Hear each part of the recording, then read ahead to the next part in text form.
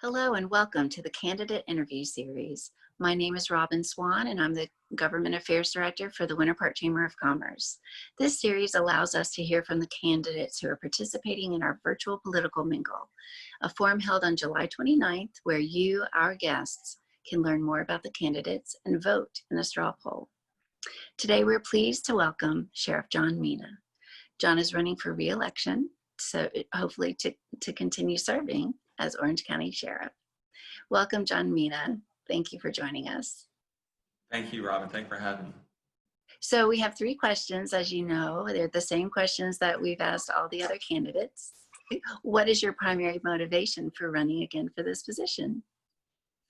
Well, really, it all starts back to my childhood. I had always wanted to be a police officer involved in law enforcement growing up, and that goes back to two very distinct interactions with law enforcement when I was younger. So the first one, me and my mom and my brothers, we were involved in a pretty bad traffic crash. We were okay, but it was pretty much the most horrific thing we had ever been involved in. And so I remember the police officer coming to the scene, and he was professional, and his uniform was extremely sharp, and his car was immaculate, and he drove us home, and I just remember feeling safe. And I remember the way he treated us with kindness and compassion. And then fast forward a few years later, I was, quote unquote, stopped by the police, and that interaction was very different. I was a little older, my hair was a little longer, and I didn't like the way I was treated by that police officer. He was disheveled, he wasn't clean shaven, but most importantly, I remember that he didn't treat me with dignity and respect. And I remember that, growing up, if I ever fulfill this lifelong dream of being in law enforcement, I'm going to be like that first officer and not, like the first officer, not like the second officer. And that has carried through my entire law enforcement career, including my leadership. So of course, I've been a resident of Orange County for 30 years. I moved here in 1990 to attend the police academy. Prior to that, I was stationed in Fort Bragg, North Carolina, as part of the U.S. Army, the 82nd Airborne Division, where I was a military police officer. So my primary motivation for running for re-election is what it always has been. This is the area that I chose to raise my family, my two boys. This is the area that my family followed me here from New Jersey. And I care deeply about the safety of this community. I think that I am the best equipped candidate, being the chief of police previous to being sheriff and now being sheriff, to keep this community safe. And I have led this community through crisis. And so that's why I want to continue to lead. I want to continue to serve and do a great job for the citizens and residents and the tourists of Orange County. Okay, and in addition to your experience having already served in the position, how else would you say you are uniquely qualified to continue serving in the position? Well, I spent nearly 28 years with the Orlando Police Department. Prior to that, I was in our military as a military police officer. So I've been serving our country or this community for 30 years.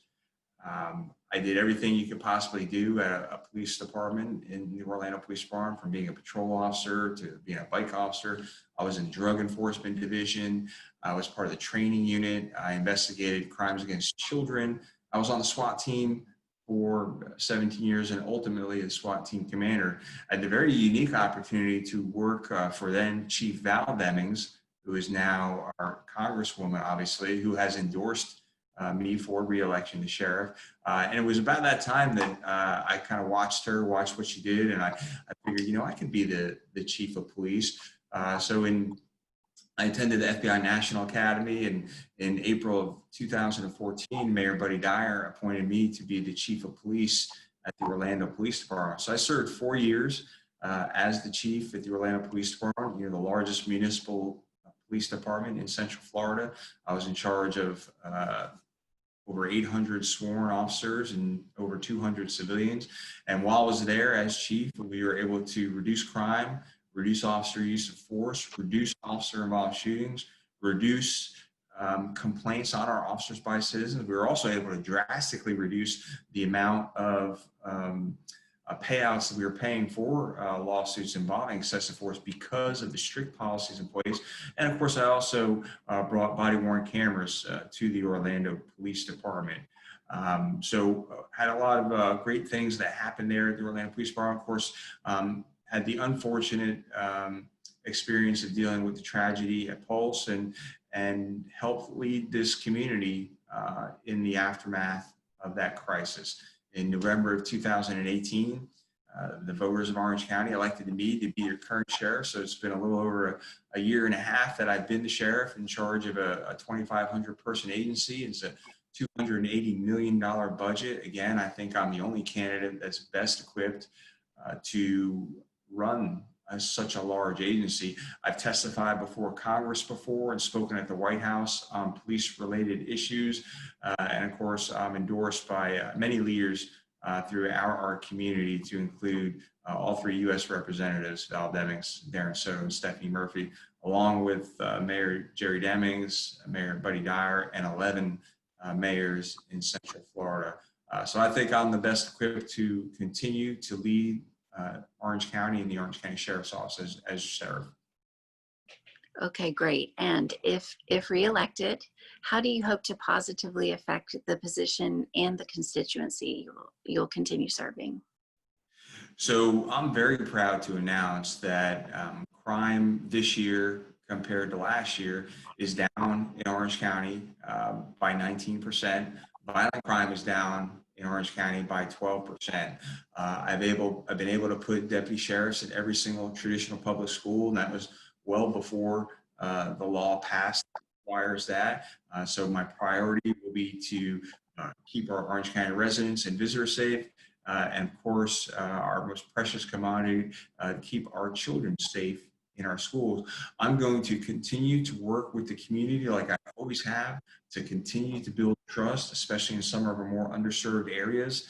And, you know, as we saw with the recent unrest on the heels of the George Floyd killing, I am, you know, reaching out to our community, getting ideas and suggestions from them on how we need to move forward, specifically with you know, use of force and different policies affecting use of force. And I think, you know, as all those suggestions and ideas come in, a lot of people are surprised and really elated, because many of the things that people are asking for, we already do. The Orange County Sheriff's Office is a very progressive agency. We not only have a body-worn camera program here, I'm expanding the body-worn camera program. I'm outfitting our SWAT team with body-worn cameras, also our canine deputies with body-worn cameras. Those are deputies traditionally throughout the nation who've never worn body-worn cameras before. So we're staying ahead of the curve. Of course, after watching the killing of George Floyd, I immediately put into our use of force policy that our deputies will have the duty to intervene if they see or anticipate excessive force. And so many of the other things that people are asking for, you know, to ban no-knock warrants and ban chokeholds, we already do those things. And so I'm going to continue all those great things. I'm going to continue to build relationships as I always have when I was chief in Orlando and now sheriff as Orange County, and hoping the people of Orange County re-elect me for a second term as your Orange County sheriff. Thank you. Oh, thank you. Well, John, thank you again for joining us and for answering those questions. And thank you that you'll be joining us on July 29th. You're very welcome. I'm glad to be a part of it. And to our viewers, please join us for the virtual political mingle. That's Wednesday, July 29th from 6 to 7:30.